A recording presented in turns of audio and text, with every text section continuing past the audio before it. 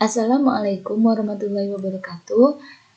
Di sini saya akan membahas tentang hubungan ekspresi reguler dengan finite state automata. Sebelumnya perkenalkan, saya Vini Sylvia, NPM 191705110 dari kelas B Prodi S1 Ilmu Komputer. Sebuah bahasa dikatakan reguler jika terdapat finite state automata yang dapat menerimanya. Bahasa-bahasa yang dapat diterima oleh suatu finite state automata dapat dinyatakan secara sederhana dengan ekspresi reguler atau regular expression yang disingkat dengan IR.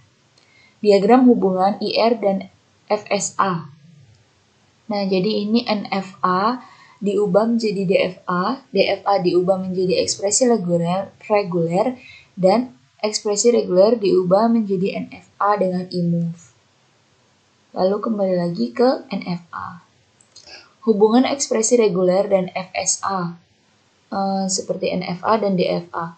Yang pertama, untuk setiap ekspresi reguler ada satu NFA IMOV yang ekuivalen. Lalu untuk setiap DFA ada satu ekspresi reguler yang ekuivalen, begitu juga dengan NFA tanpa IMOV. Apabila ekspresi reguler cukup sederhana, bisa langsung mengkonstruksi NFA tanpa melalui NFA IMOV. Nah, untuk bagian pertama di sini tentang hubungan ekspresi reguler dengan NFA. Nah, di sini bisa dilihat ada gambar contoh yang pertama NFA IMOV untuk ekspresi reguler AB. Bisa dilihat ya gambarnya. Lalu yang kedua NFA dengan IMOV untuk ekspresi reguler A bintang B. Lalu selanjutnya NFA tanpa IMOV untuk ekspresi reguler AB, lalu NFA untuk ekspresi reguler A union B, dan yang ketiga NFA untuk IR A B A pangkat bintang. Yang selanjutnya ada gambar tentang NFA untuk IR A dikali B union A. Nah, di sini ada NFA untuk IR A dikali B union A pangkat bintang. Lalu ada NFA untuk IR A B pangkat bintang dikali A.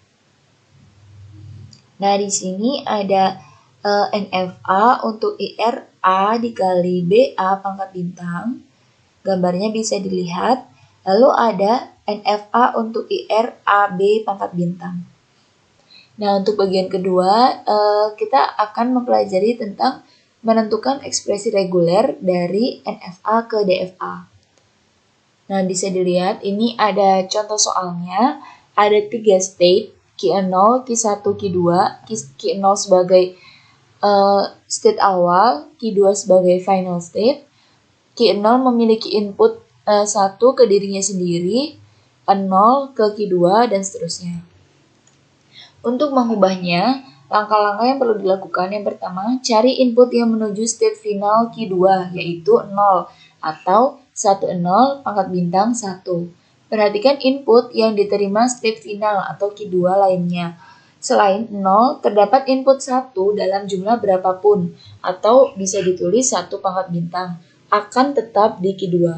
Dengan demikian, mesin ini menerima 0, 1 pangkat bintang atau 10 pangkat bintang, 11 pangkat bintang yang dinyatakan dalam ekspresi reguler 01 pangkat bintang union 10 bintang 11 pangkat bintang.